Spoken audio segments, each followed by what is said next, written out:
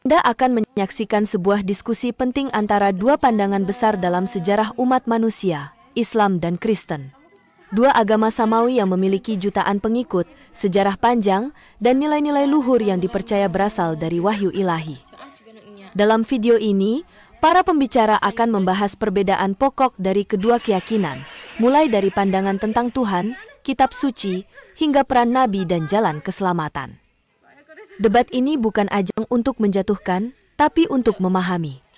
Bukan untuk mempertegas perpecahan, tapi untuk membuka wawasan.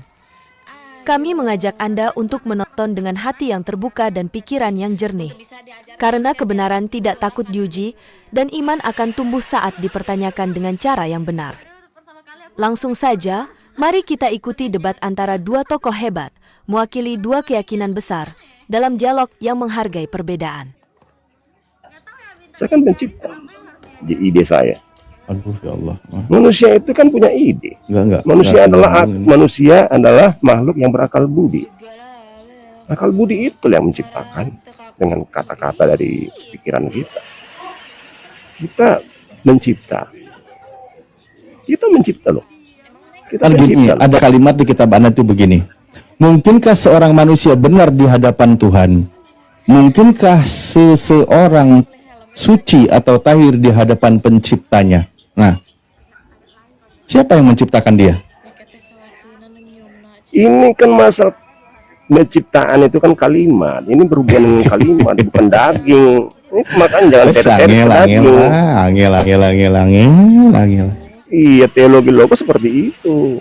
Nah, kalau masuk ke daging itu yang berdebat sepanjang hari. Sepanjang hari berdebatnya. Abadi lagi. Lukas 2 ayat 34 gitu. Menjadi perbantahan sepanjang masa itu. Tanda, jika yang dibahas adalah tanda ya, sosok-sosok, maka akan berdebat ya, tapi begitulah manusia kan ya, mungkin ada hikmahnya juga dengan berdebat, maka pikirannya jalan kan gitu, walaupun salah kan. Jadi Ya, itu susah teologi logos susah, nggak akan ada yang nyambung. Pengikut Palaban ada nggak nih yang satu pemikiran? Ada, tapi nggak bersuara. Nggak ada yang nyambung dari tadi. Pada awalnya seperti ini loh. Theophilus coba cari tahu. Mana ada masuk Yesus itu. Bahkan Tertullianus nggak menghubungkan Yesus loh. Berarti denom baru lagi ya Palaban ya? Pada awalnya seperti itu. Teologi logos loh. Ya sudah. Yohanes 1 kan teologi logos itu. Nah itu berbeda dengan 3 Injil sinoptik. Matius, Markus, Lukas itu berbeda loh. Nah, kalau di sini yang 3 Injil ini baru bermain logo-logo, simbol-simbol Yesus. Kalau logo di Injil Yohanes nggak ada itu. Berarti gereja Palaban beda ya dari yang lain ya? Ini pemikiran. Kalau gereja itu kan organisasi. Ya organisasi mana aja pun bisa. Gereja itu organisasi, Saudara. Organisasi apa? Komunitas lah. Ya. Kalau pemikiran itu mana bisa dibatasi pemikiran. Kalau pemikiran dibatasi feodal jadinya. Masa kita menggunakan pikiran orang lain? Kita punya pikiran sendiri. Lanjut, udah mau maghrib ini di sini. Saya udah mau ibadah dulu ya Palaban ya. Ya silakan. Kita mau ibadah ini. Jadi teman-teman Muslim sebenarnya lebih seru diskusi dengan Kristen yang 10 menitan lagi. Kalau sama saya nggak bisa. Teologi logos memang seperti itu. Itu kalimat begini, ada kan di Amsal 8 itu kan? Palaban, Tuhan telah menciptakan aku sebagai permulaan pekerjaannya. Itu siapa di situ? Kalimatnya. Mengkreasikan kalimatnya untuk menciptakan. Ketika Allah yang satu itu menciptakan segala sesuatu. Nah, misalnya Tuhan telah menciptakan aku di situ siapa? Kalimat. Aku adalah Alfa Omega. Alfa itu kan huruf. Kalau dirangkai menjadi kalimat. Teologi logos ini kan ada yang sedang Amsal ini kitabnya siapa Palaban? Salomo. Lalu dia berkata, Tuhan telah menciptakan aku. Dia mengkreasikan aku. Coba ayat 12. Aku hikmat tinggal bersama-sama dengan kecerdasan. Nah, aku hikmat, kecerdasan. Kecerdasan, dari kecerdasan keluar aku. Aku itu apa bentuknya kalimat, menjadi hikmatnya. Begitu ya urutannya. Nggak ada orang di situ, nggak ada sosok. Bukan loh gini Murni. maksudnya. Murni Yang sedang dari Sang berbicara, Maha Tahu. maksudnya Tuhan Ngapain lah, menciptakan jangan kalimatnya. dipaksa. Ngapain pula dibawa ke logo? Bukan Ngapain, loh, Pak? Bang. Tuhan telah menciptakan aku. Pertanyaan saya, yang sedang berbicaranya ini siapa? Nggak ada yang sedang berbicara di situ. Itu kan apa ungkapan itu.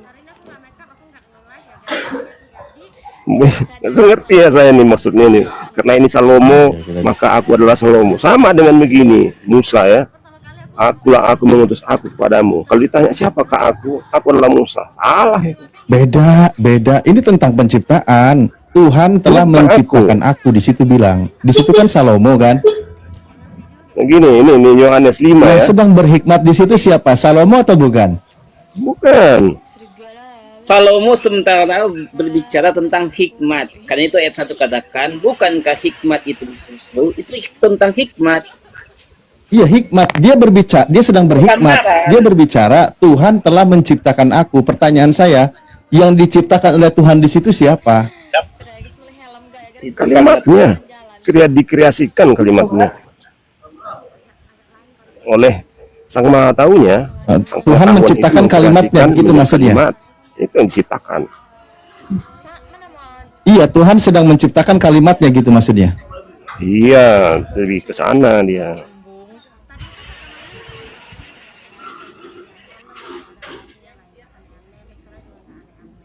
Jadi sebenarnya ya kitab-kitab suci itu bersaksi tentang aku.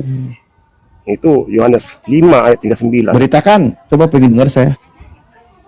Kamu menyelidiki kitab-kitab suci sebab kamu menyangka bahwa olehnya, nih kitab-kitab suci ya. Kitab-kitab suci, berarti semua kitab yang dianggap suci ya. Kitab-kitab Ayat suci berapa itu itu, memberi Bang Alif? kesaksian tentang aku. Aku. Di kitab Ya, di itu situ di ada dalam aku. Amsal 8 nomor 22, Amsal 8 nomor 22, Tuhan telah menciptakan aku.